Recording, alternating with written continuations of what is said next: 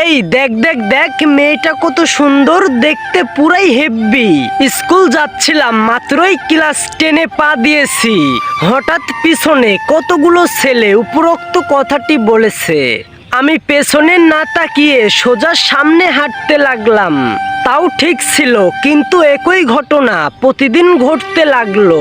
মাকে কিছুই বলতে সাহস কুলাচ্ছিল না, কারণ মা হয়তো টেনশন করবে আমাকে নিয়ে।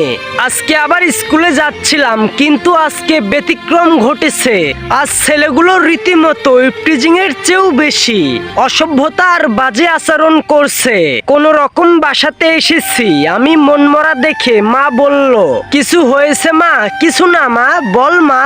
এবার আর না বলে পারলাম না, কেঁদে কেঁদে সবটা আম্মুকে বলেছি।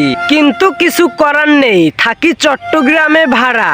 পারিবারিক ব্যবসার জন্য স্থায়ী না বলে মুখ খুলতে ভয় পাই। মেয়ে মানুষ আমরা, ভয় তো থাকবেই। কিন্তু আমি আর পারছিলাম না। এরপরে ভাবলাম, না, কিছু একটা করতে হবে। বোরখা পরা শুরু করলাম ইফটিজিং থেকে বাঁচতে। আলহামদুলিল্লাহ, এখন ইফটিজিং নয়, রেসপেক্ট করে।